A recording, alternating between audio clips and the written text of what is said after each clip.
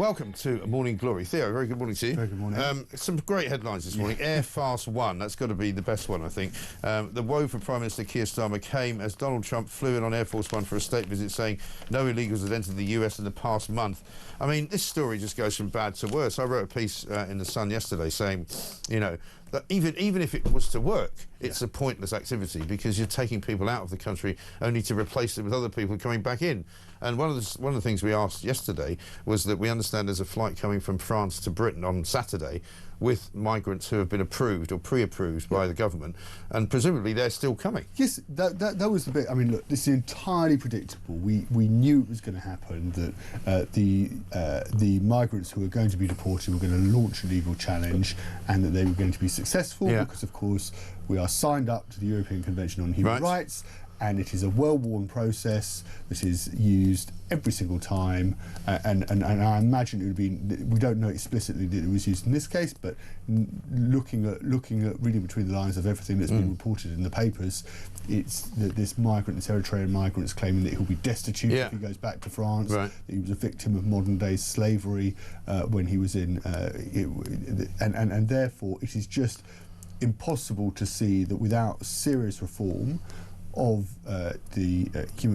whether we sign up to the ECHR anymore or whether human rights legislation. How did they not know all this? I mean, we knew it. But we told them all this when I remember when, in fact, funnily enough, we knew it. Somebody reminded me of the last piece I'd written for The Sun, which was August the 5th, or August the 6th or something, all about when they announced the plan, and I said then it won't work because clearly, even if you can get people out of the country, which it's very clear that you can't because they've got legal process and they can challenge it, so it means they won't be able to go. You're actually not reducing the number of people here. Well, it's actually going to get worse because, as you say, that a French Interior Ministry spokesman has told the Telegraph the first migrants are still due to arrive in France from the UK this week, and the first to leave France will do so starting Saturday. So actually, it's 0 out. And loads more in. Loads more in, plus all the ones who are crossing the channel. Well, there's more than 5,500 have come in since they announced this plan. I think they've detained 100. I think it's more than that, isn't it? It's 5,600 as of 2 days ago. So, I mean, I don't think many crossed yesterday. But let's have a look back at what happened in July, right? Here's Starmer announcing the one-in, one-out plan in July. So I'm pleased to announce our agreement today on a groundbreaking returns pilot. For the very first time, migrants arriving via small boat will be detained and returned to France in short order. I mean, they're saying on the front page of The Sun today, more than 9,900 dinghy migrants have arrived since the deal was unveiled. That's amazing. That's it. So I guess that was since July, because I think my figure was from August the 5th or 6th, or when it was supposed to have started, because that's when they first detained people.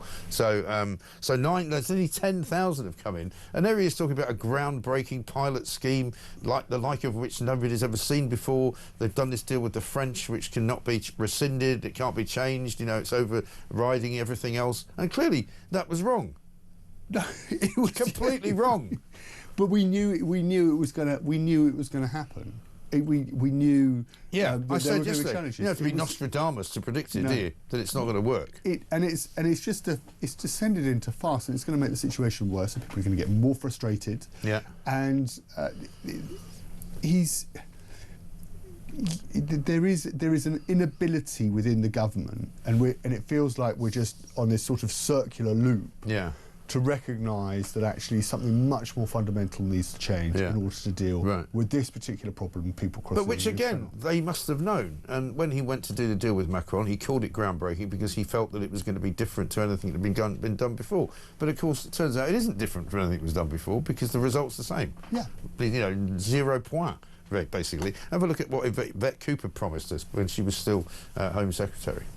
We'll provide regular updates for the public at every stage. That's why I'm confirming today that the pilot has now started. And it's now finished because basically they might as well not bother booking people on planes. But as you said, we signed a treaty with France, so you would assume that the migrants are going to keep coming from France on the plane. Yeah, that's what I'm saying. You know, so the ones the that French come are in- going to, the French are going to stop. The French are going to go, right, here's a bunch of people that we've said can come to Britain Yeah. on Saturday. Yeah. So we've now got a sort of war of illegals on two fronts. We've got them coming in on dinghies and on planes. And they'll come in the Saturday after and the Saturday after, and the French will shrug their shoulders and they'll go, it's not our problem if your courts won't let you deport them back to France. That's tough. Yeah. It's made the situation, look, we're only, let's be realistic about it. The deal was only for up to 50 a week, right? So we're talking about a handful. But once again, Keir Starmer has been completely kind of had the rings run round him in any negotiation process. The French have obviously seen him coming and gone, here's a good idea. We can actually get rid of some of our migrants to Britain legally. And they won't be able to do anything about it. Well, it's a gift to Macron. It's a gift to Nigel Farage, the leader of Reform UK. I mean, he's going to. I mean, this is he predicted this, and it's a situation which is a dire situation, which is entirely of Keir Starmer and Yvette Cooper when she was in the Home Office, her own making. Like everything else that he touches, it's just turned to dust. You know, he's completely destroyed everything that he's gone anywhere near. Let's have Nigel Farage on one in, one out. One in, one out. That's what the government told us. For everyone that crosses the channel, we're going to send them back, and then the French will send us somebody else that's been approved for asylum. Well, flights were booked on Air France. The first flight, would you believe, the lawyers intervened using our old friend, the ECHR, and no one left. The second flight, journalists found out what the plane was. 4 of them, 4 separate media companies booked on the flight, and guess what? All the migrants that were due to go had legal challenges and didn't go. We've sent a plane full of journalists with no migrants whatsoever. And even if the policy worked, 1 in, 1 out, and another 1 in still means +1 for everyone that crosses the channel. Please do not take seriously anything this government says about dealing with illegal immigration. They're not telling you the truth. I mean, you can't argue with that, really, can you? Because that's exactly right. Nothing. He hasn't said anything that is incorrect. Yeah. I think the only critique, if I was to offer critique about that, is that Nigel Farage is sort of doing this slightly, comical act. It's not funny. This is a dire situation. No, I mean, he's doing what I do, which is making fun of Keir Starmer. Making fun of Keir Starmer, but the dire situation, I think, for many people, many of your listeners, I think they'll just be really angry. Yeah. I think they'll be really frustrated. They are. But the only way I get them through the day is to make them laugh, because if all they did was be angry all the time, their high blood pressure would be, then they'd be on a waiting list to try and get into the hospital ahead of the migrants, which they can't do. So they don't want to go there. So we have to keep it light. Maybe after bumper stickers, you can hand out squeegee balls or something with Keir Starmer's head on it. Yeah, absolutely. You can just squeeze chuck against something. Yeah, absolutely right. I mean, this is the problem. It is, of course, it's a terribly dire situation. However, they don't have any answers. Starmer is so earnest and he makes these ridiculous statements. I think we've got another clip from him in July talking about the pilot scheme. Have a look at this one. It will be operationalised in coming weeks, so that is a good thing. It is, of course, a pilot. It is there to prove the concept that if you come over by small boats, then you will be returned to France. Of course, being a pilot, it is very important that it works, and we need to make sure that it does work. And if it works, what it does is break the model, and that's the only way in the end to stop this vile trade. And so that's why this is a real breakthrough moment today. As I say, many governments have tried to get this far and have failed to do so. So by his own admission, he has failed to prove that this works because it doesn't work. Simple as that. So, Phil the trucker says, morning Mike, the reason it's called a pilot scheme is because it's only the pilot who leaves the UK. I mean, you've got to laugh. Of course it's dire and of course it's terrible. But the point is that this government is so useless. They literally, could not drive a lorry from point A to point B without getting a flat tyre, breaking down, having to start again. They're just completely useless. This idea that you can only get this far because, we've done so well because we've got this far. What people want to see is they want to see the migrant crossings in the English Channel stop. Yeah. That's success. That's what success looks like for this government. Yeah. And if you put yourselves in the shoes for a moment of somebody who's thinking about crossing the English Channel, or somebody who is working, a criminal who is working this trade in the English Channel, this is just like free advertising for your business. Right. You go, well, you could be dealing with somebody on the beach who might be saying to you, look, I really don't want to be deported. Yeah. I've seen this on Keir Starmer. Right. I've seen him on X. Right. I've seen him on the news. He's saying that I'm going to be deported. He's like, there's the front page of the Sun. It's not going to happen. Exactly mate. right. It's not gonna Whereas, happen. by contrast, in America, and Donald Trump will probably be talking about this when he's here today, lots of people, as they call it in America, have self-deported because they've been they're in America illegally. They've looked around to see what's going on with the ICE, sort of collections, and they thought, I don't want to be rounded up. I don't want to be stuck into a prison hellhole and deported, by force. So I'm just going to go home. So a lot of them just went, and they reckon over 1 million just went home.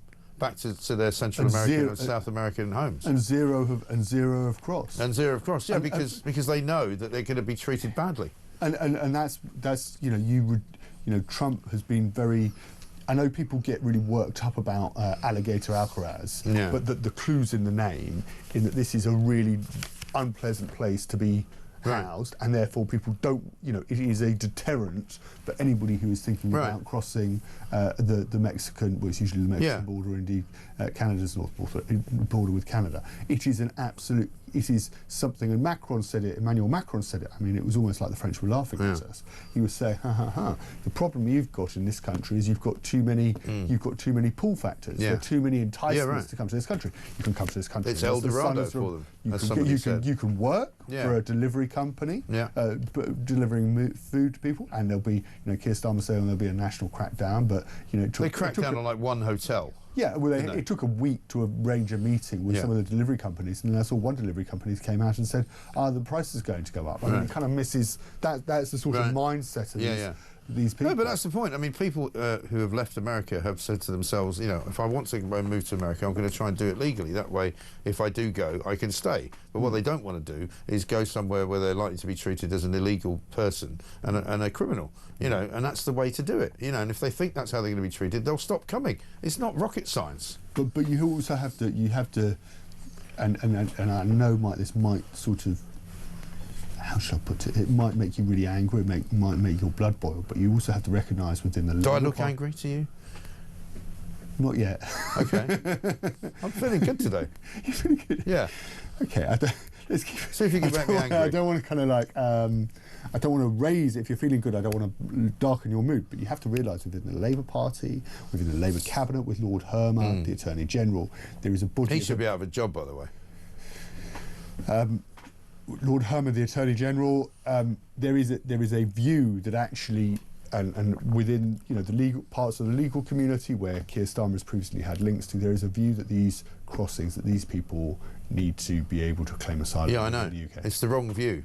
Yeah. Right? And there's nobody forcing them to have that view. They've got that view because they've been pampered and lived in sort of liberal idylls for most of their lives, and they've never had to worry about what it's like to have their daughter raped by a legal asylum seeker, like the guy who's just been sent down in Hyde Park for raping a woman in Hyde Park. Guess where he lives, this migrant? Where? In a hotel in Ealing. Came here illegally, and now he's going to prison. Yeah. And Lord Hermer should have a care about those kind of people, as opposed to this ridiculous kind of rose-tinted view of the world. But the irony, he should take a few Eritreans in his house and see how he feels. Yeah. But after what happened, and you saw the statement Keir Starmer gave after the weekend with what we saw in central London, and the feeling within the Labour Party is they want him not to be tougher on immigration. He's now losing credibility amongst his own MPs because he's lost Angela Rayner, Peter Mandelson, and one of his most senior aides in Number 10. Yeah, and that's just in the last 2 weeks. That's in the last. That's not even 10 days. Yeah, and he is being told by his MPs that he needs to tack away from and abandon the policies like the one in, one out policy to try and deal with this problem. He can't do that because he knows that if he does that, that's political suicide at the ballot box, because even people who didn't think that migration was a problem even 2 years ago... Did you see the poll out yesterday? Now they do. Did you see the poll out yesterday in Wales? Yeah. For what the Senate elections are looking like? Labour's going to be wiped out. It's looking like a straight two-horse race. You don't need a poll for that. I could have told them that without doing a poll, because we talk to people, which they don't do. That's the problem. That's the difference. Let's get a voice note from Lee. Morning, Mike. Lee from Chelmsford. When are we getting clarity if this flight's arriving Saturday? They've gone from regular updates to not giving a running commentary, so that's not going to help. I don't know why we're bothering to arrange chartered flights. The amount we're sending back, we might as well stick them on the back of a moped. Who negotiates a deal where we pay all the costs, the French pay nothing, They're not obliged to hand over any personal details of any migrants coming here, including criminal records. Once again, this Labour government have shown they can't negotiate. They're a waste of time. They've got to go. All the best. Thank you, Lee. He's right. I mean, you know, they are completely and utterly hopeless, and that's the problem. There's nothing going on inside between. If the government was somebody's brain, there's nothing going on between its ears. It's literally going into work every day, sort of trying to put out fires, going, oh, crikey. You know, there's apparently a new book coming out, I was reading today in the Mail, which is the book written by a guy who, I don't know whether you know, I've not come across him before, but basically it's the guy who sort of, we think, nailed Ovenden, because that's where it came from. So tell us about this. Yeah, this is it's an interesting story. I mean, this is what you have to, Paul Holden. Paul Holden, and he's done. What you have to remember about the Labour Party is that the part of the Labour Party Keir Starmer's from, the centrist part, and the left of the Labour Party, where Diane Abbott's from and Jeremy Corbyn was. Well, he used to be, by the way. Yeah. Starmer used to be there. Yeah, and you know, they hate each other. Yeah, they absolutely hate each other, and this book is spilling the beans on, and I think it's going to be incredibly damaging because it doesn't just, you know, Paul Ovenden is the first to feel the, you know, to have the information leaked about it, but there's, and he's the aide that had to go earlier in the week, director of strategy, but it says that there's plenty more on other individuals within the higher, you know, in the very well, the top book's of going to be government. called The Fraud, Keir Starmer, Morgan McSweeney and the Crisis of British Democracy, which would tend to suggest that, you know, he's going to unveil a whole series of private communications, emails, meetings in which the fraud which has been perpetrated on the British public has been perpetrated by Keir Starmer and Morgan McSweeney. But what's crucial is that this isn't a Tory hatchet job or a Reform hatchet job on Labour. This is a Labour hatchet job on Labour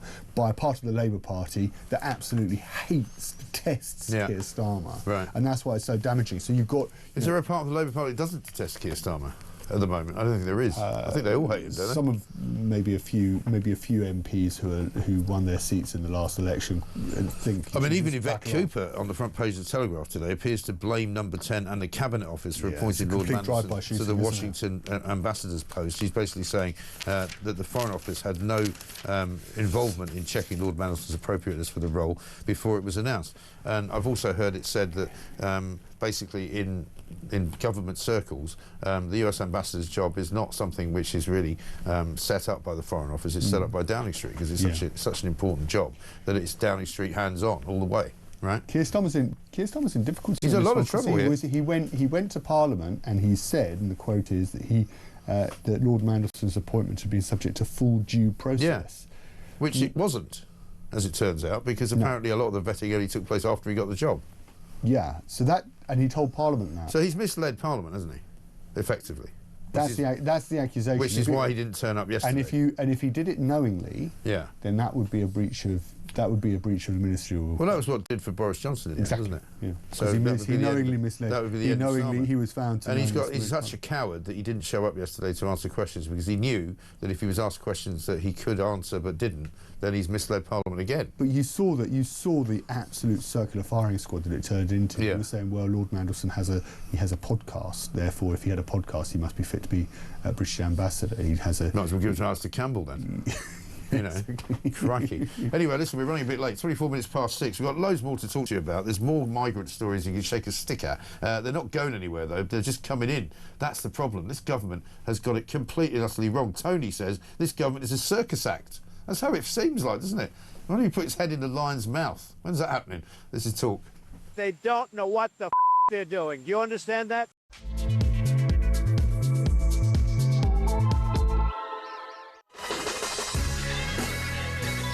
Well, this morning, Glory, you awake to another morning of chaos in Downing Street. A slightly different take on it this morning, though, as well, because Donald Trump is here, and so we've got the first day of a state visit, which gets underway in Windsor in a few hours' time. We'll be bringing more on that as it happens. But Theo Usherwood's here with me at the moment. And there seems to be still a big hangover, doesn't there, about the whole Mandelson scenario, because it's not clear yet how that's all going to play out. I ran into a guy yesterday who was a senior sort of Labour advisor, I suppose you might say, who was kind of tearing his hair out saying, you know, I can't believe that they're behaving the way that they're behaving. I can't believe they're not doing any. He sort of rolled off a whole bunch of sort of strategies that they could be doing that they're not doing, and he reckoned that there might be the release pretty soon of a whole load of whole cache of email exchanges between Morgan McSweeney from Downing Street and Peter Mandelson, which could be very damaging to Starmer. Yeah, damaging to Starmer, but also it's worth remembering, of course, Morgan McSweeney is his chief of staff.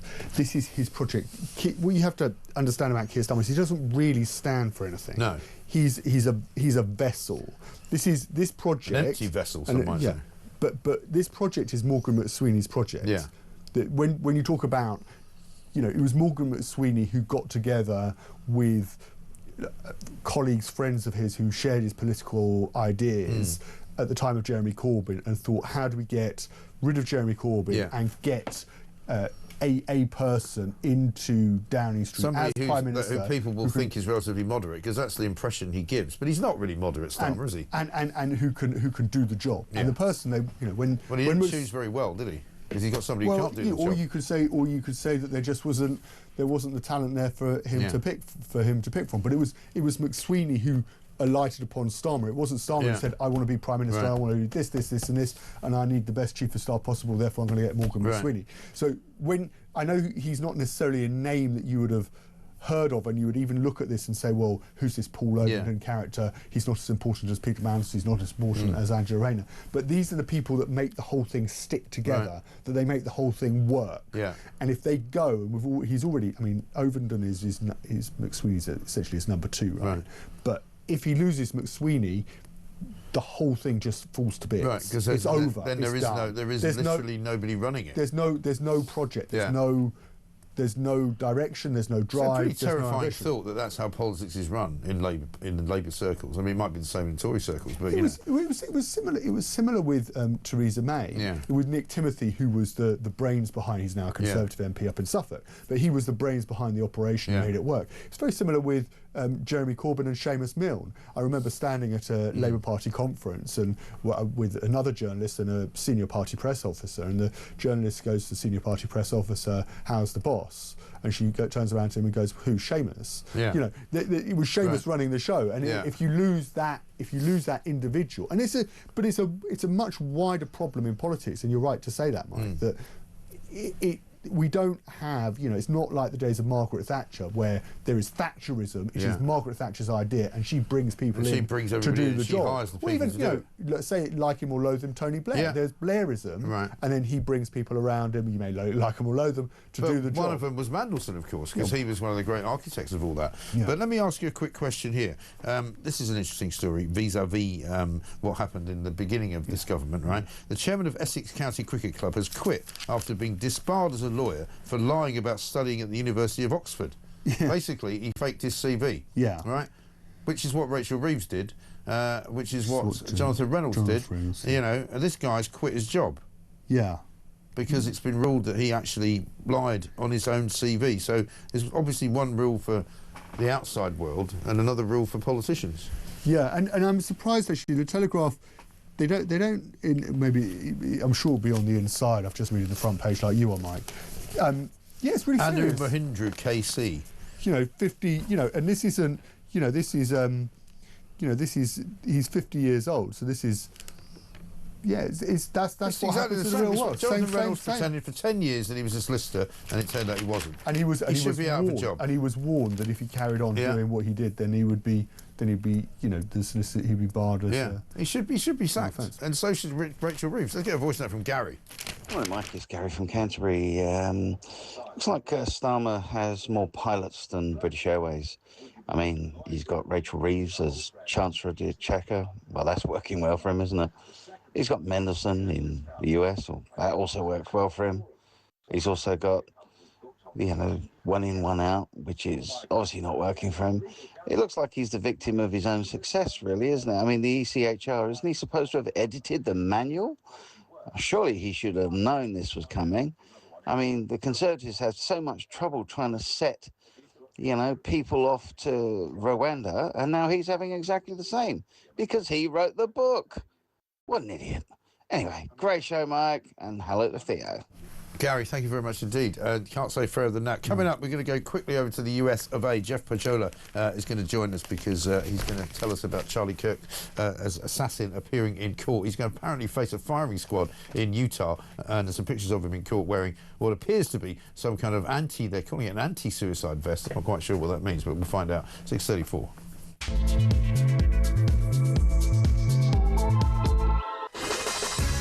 Welcome back to Morning Glory, 6:36. I'm Mike Graham with you all the way through until 10 o'clock. Of course, Theo Usherwood is here. We're going to take a quick trip across to the US of A, Northwest Radio, Seattle to be precise. Jeff Pohjola is there for us. And Jeff, very good morning to you. Thanks for joining us. Good morning to you. Let me just play a little bit of Donald Trump just as he was leaving the White House, talking about meeting King Charles, which he's going to do today. Well, my relationship is very good with the UK, and Charles, as you know, who's now king, is my friend. And it's the first time this has ever happened where somebody was honored twice, so it's a great honor. And this one's at Windsor. They've never used Windsor Castle for this before. They used Buckingham Palace. And I don't want to say one's better than the other, but they say Windsor Castle is the ultimate, right? So it's going to be nice. But basically up there also on trade. They want to see if they can refine the trade deal a little bit. We made a deal, and it's a great deal. And I'm into helping them. Our country is doing very well. We've never done this well. We're having trillions of dollars coming because of the tariffs. They'd like to see if they could get a little bit better deal, so we'll talk to them. But primarily it's to be with Prince Charles and Camilla. They're friends of mine for a long time, long before he was king. And it's an honor to have him as king. And, you know, I think he represents the country so well. I've watched. He's such an elegant gentleman, and he represents the country so well. So we've got him now for a couple of days, and, you know, who knows what it's going to be like. It's going to be fun, though, I'm sure. Well, certainly Donald Trump is nothing if not unpredictable, and it doesn't surprise me. He was talking about Buckingham Palace there, and real estate, obviously, how he made his fortune over the decades in New York City. So it's certainly not surprising. He's admiring a great work of architecture. Yeah, I mean, it's a kind of a stupid question, but I mean, will people there be watching it with interest? I guess the main thing will be, if you like him, you'll be watching it. If you don't like him, you won't be. Well, I don't know if I would necessarily agree with that. Donald Trump is, you know, to the right, obviously something that people like, someone who they admire and aspire to be. And to the left, it's a lot like watching a train wreck. If there's anything that Donald Trump knows how to do, it is command an audience, whether that is for at home, the broader American public, or to an international audience. He knows television. He knows how to work the media, and I think he's using that to his advantage. Yeah, I'm sure he is. Well, we'll keep it updated all the way through the day today. I'll ask you, Theo, about it in a second. Let's just talk about Tyler Robinson, the 22-year-old who was in court yesterday, charged with murder, the murder of Charlie Kirk, of course. He was wearing what's described as an anti-suicide vest, I'm told, and he's facing, we're told, a firing squad, very possibly, in Utah if he's found guilty. Yes, Utah is one of the few states that has the firing squad as an option for the death penalty. It remains to be seen if it's going to be that or lethal injection. But as far as the anti-suicide vest or flak vest, however you want to describe it, it's not all too uncommon here in the United States to see high-profile suspects, when they're arraigned in court, to be dressed in that sort of attire. Now, what is a little bit unusual is that he made his court appearance via video from the jail, so he's obviously in a secure location, right. But it's also to protect him from other inmates as well. So it's really not something that's all too unusual here. Right. And so, was there a date set for the trial? I'm not sure that the date has been set just yet. Obviously, both sides are still preparing. The investigation, obviously, is still ongoing.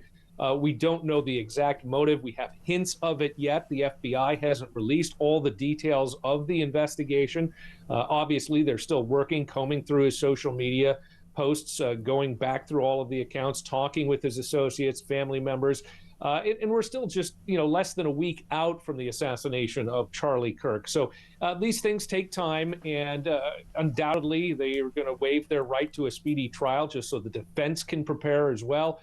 wouldn't surprise me if it takes several weeks to a month before you even get into pre-trial motions. No, of course. Jeff, we've got to leave it there. Thank you very much indeed. Jeff Pohjola there, reporting in from Northwest Radio in Seattle with the news that the Charlie Kirk assassin is now at least in the court system, but he could face a firing squad, which is quite extraordinary when you consider that we're in 2025, you know. And I wonder, when he said it's an option, who takes the option? I wonder if it's the person who's actually going to be killed who can have that option. It's cool stuff. I also noticed when he was in court ahead of the appearance, he was wearing, I've never seen one of these before, but an anti-suicide smock. Right. Which is... Jeff there saying it's quite sort of normal for that kind of thing, for a high-profile case like that. So I guess it means that he can't somehow, use what he's wearing to kill himself in some way. It seems very odd. It does. Let's talk a bit about Trump and what happens today, because he flew in last night into Stansted around about 10 o'clock at night, I think. There wasn't much happening there. There wasn't a press conference there, but when are we going to first see him?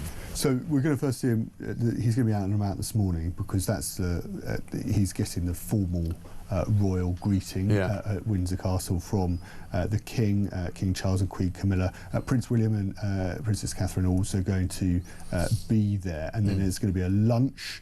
And we've got a fly past from the Red Arrows and a royal carriage procession. This is the royal day, right? And then that's in the afternoon, and then this evening we've got the state banquet. Right. That's the big moment. Of course, Ed Davey, Sir Ed Davey, the leader of the Liberal Democrats, already said that he's not attending, but that's going to be lucky old Trump then. Yeah.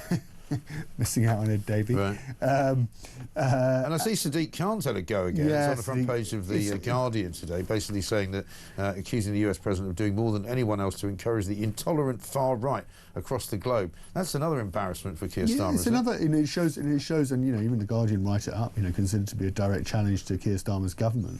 The newspaper says, Sadiq Khan, who's had a long-running head-to-head with Donald Trump, has made that direct challenge. Very unhelpful. Yeah. Really, well, because remember the last unhelpful. time here's the other interesting thing. The last time Starmer saw Trump up in Turnberry, when he went up there and was kind of sitting there like a sort of, a stuffed dummy, and he didn't put any social media out, remember, about the Trump visit at all. But at one point, Trump said he didn't like Sadiq Khan, thought he was a nasty little man or something like that. And Starmer sort of piped up, "Oh, he's a friend of mine." Well, his friend is now having to go at Donald Trump, which is not going to play well. It's not going to play well, and you heard there, when you listen to Donald Trump, he's here because he likes the King and Queen. He doesn't really want to talk about trade. No. So when Keir Starmer meets him at Chequers tomorrow, that's the bit that matters. Right. So he won't have any time with him today then? No. It's all tomorrow. The talks are in the up in Buckinghamshire in Chequers tomorrow at the Prime Minister's Grace and Favour house. But it's really important that relationships between the two men are good, and that this just from nobody cares. With all due respect, nobody cares what Sadiq Khan thinks right now, because we're getting. I don't care what he thinks at any time, actually. Now or never. But we got done. The steel tariffs didn't get sorted. Right. It's now looking like they're not going to get sorted. We've got, potentially... The other problem is Gaza as well. Gaza, right? Because, we had J.D. Barnes the other day saying that, it's pointless to recognise Palestine as a country, completely and utterly pointless, and Britain supposedly is going to be doing that later this month. So if they open that particular can of worms, but the irony with this, Mike, is that actually, there's an argument, a legitimate argument to say that actually makes this whole grandstanding thing on behalf of the British government, whether it's the Canadian government or the French government, makes the lives of Palestinians worse. Because what we've seen as a result of what we've seen since that we made this grand gesture to recognise Palestine as a state is Benjamin Netanyahu, the Israeli Prime Minister, suddenly just want to accelerate everything to get the job done and destroy Hamas. We've seen, a ground offensive launched into Gaza. We've seen Israeli strikes on Doha and Hamas's headquarters in Qatar, and it puts Israel's government on the clock because they realise that the only thing that's standing between Israel's complete all-out war against everybody is the fact that he's got the support, Netanyahu has the support of Trump. Yeah. And, you know, we would be in a very different situation if Harris, the Democrat candidate, had won the last election,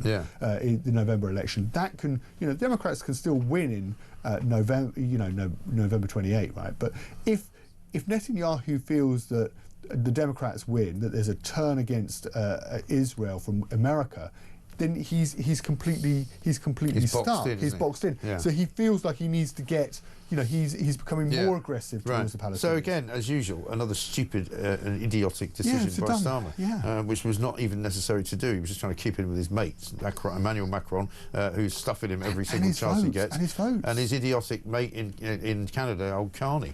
And he's worried about votes in constituencies up and down the country where you have independent pro-Palestine candidates putting huge amounts of pressure on Labour candidates. So that's not the way to run a country, is it? It really isn't. Let's get a voice note from Sally.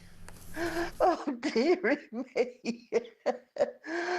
Is this really the country we live in? It's like cloud cuckoo land. Nobody can really believe all this is happening, surely. Oh, my great show. Keep us sane, please. Sally, Lincolnshire.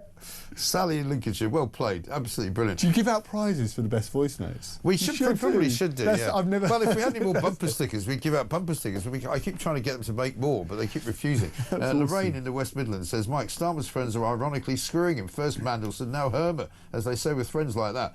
Love all your shows. And Andy from Mansfield says, the strap at the bottom of your screen says, number 10 insists returns deal is not a shambles. I hate being gaslit by this government.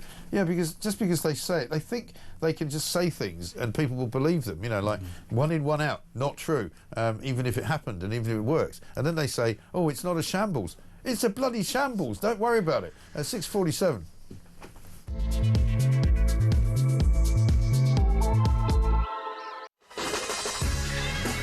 Welcome back to Morning Glory. It's 6:51. It is Wednesday, the 17th of September. The state visit by Donald Trump is underway.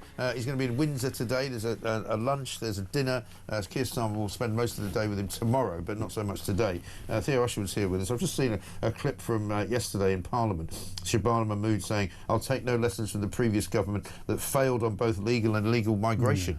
I've just retweeted it. So you're going to take some lessons from somebody because you're failing currently on legal and illegal migration, aren't you? But the battle isn't between Labour and the Tories anymore. It's between Labour and Reform. Yeah. And she can't say that. You know, she can have.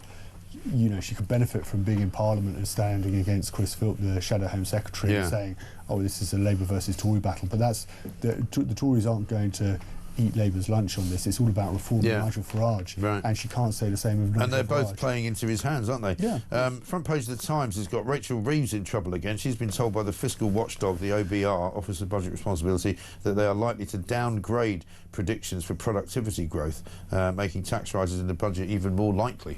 Yeah, and the numbers in this, I hadn't realised the numbers in this are so stark, but if you downgrade productivity by 0.1 or 0.2 percentage, 0.1 or 0.2 percentage points, that's how small the margins have to be, then you lead to a deterioration in the fiscal position of something like 9 to 18 billion pounds. That's money that has to be found from somewhere, and she's not going to cut because they don't have the political capital to do it. They're not going to cut spending, so they're going to have to put up taxes. Yeah, it's going to be another disaster. It's going to be, and I've said it before, and I hope I'm not.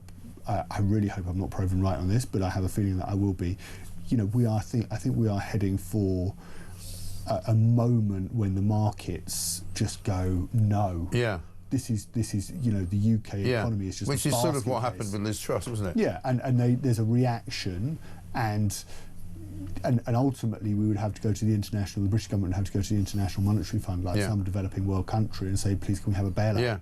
And which they might not get. Or if they do get, might be so badly structured that we'd be in debt for the rest of time. Yeah, and we would have to go in order to bail out our financial situation. The mistake, this, there's a temptation just to see the mistakes that Labour are making as through the prisms of it's just happening now, it's just happened for the last 6 months. But we got into this death spiral when Labour got into this death spiral 2 weeks into government when Rachel because Reeves they suddenly announced started handing out money, just like spraying it around like confetti. Well, £10 billion of public sector pay rises here.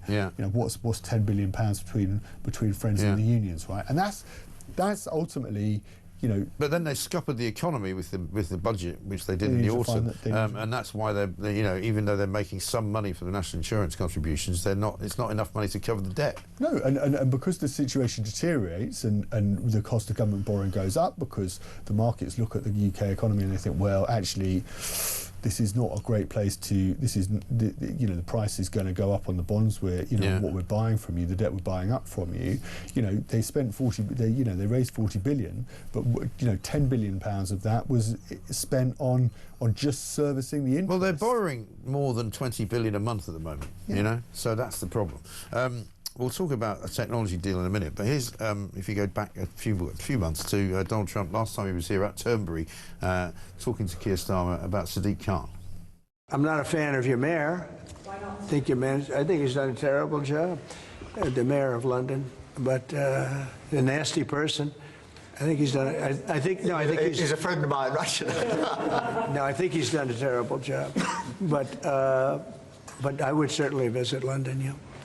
Well, I like Nigel. I mean, Nigel, as you know, is a friend of mine. Nigel's done very well. He's a friend of mine. Starmer's just sitting there going, how much more of this is I was going to sit through? It's just embarrassing, isn't it? Painful. And he does that thing with his hand. He's a friend of mine. So the friend of his came out today in The Guardian and said basically that Trump is doing more than anyone else to encourage the intolerant far right across the globe. So I wouldn't be at all surprised if Trump has a bit of a pop at him for that. Yeah. But let's talk about this front page of the Times as well. Technology deal worth billions is a boost for the UK. Steel tariffs, as you say, still haven't been sorted out. But there's a bunch of money supposedly coming in, 31 billion from American tech giants. But again, I mean, it's Google, Microsoft, OpenAI, a chip maker called NVIDIA, promising to build a wave of advanced computing power. Well, that's all great, but we haven't got enough electricity to power any of it. No, so how's that going to work exactly? And it's no benefit immediately to the population, is it? I don't get this rush to embrace AI. Maybe I'm missing something. Yeah. Maybe I'm just a Luddite. But we had the boss of read.co.uk.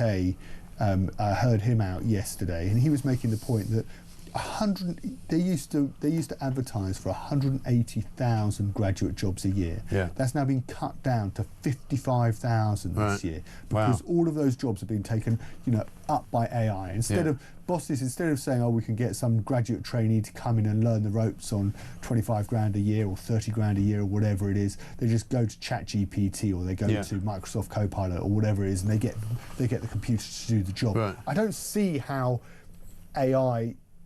I'm all for somebody getting vocational qualifications, becoming an apprentice, but it's stripping out jobs from the economy. Yeah. Which, again, to be fair, was a warning that we got years ago. At such an unbelievably fast rate. Okay, if we're going to have an economy is going to have to shift because we've got this technological development, that's fine. But it is the rapid pace of change. I think is going to lead to some real problems where. Well, it's going to lead to some real problems on the national grid, because one of the things we're told, for example, is that if you want some of these data centres, which some of this investment will be for Google and for Microsoft, the amount of power that's needed to keep those things going, and the amount of water. You need reservoirs. Do you remember there was a place in Texas where the entire town had no water because basically the AI data centre nearby had used it all up. Yeah. And we haven't got a power grid at the moment which is terribly robust. We're always on the brink of having blackouts. Once we start putting all these places in, it's going to be a nightmare. Yeah, it's going to, and it just,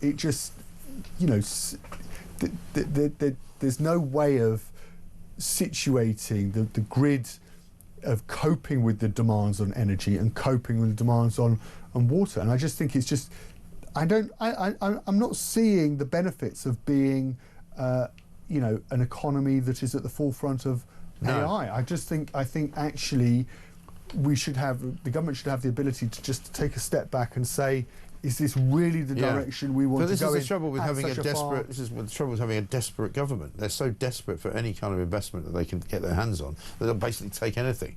You know, it's almost as though if you know, Kim Jong-un came over and said, you know, I'm going to buy up all your submarine bases and I'm going to refurbish them all. They go, all right, bring it on. It's defence money. But I mean, I thought Keir Starmer was about skilled jobs that paid high wages. You just said he doesn't believe in anything, though. He's about whatever he can get his hands on, his grubby little hands to save his grubby little backside.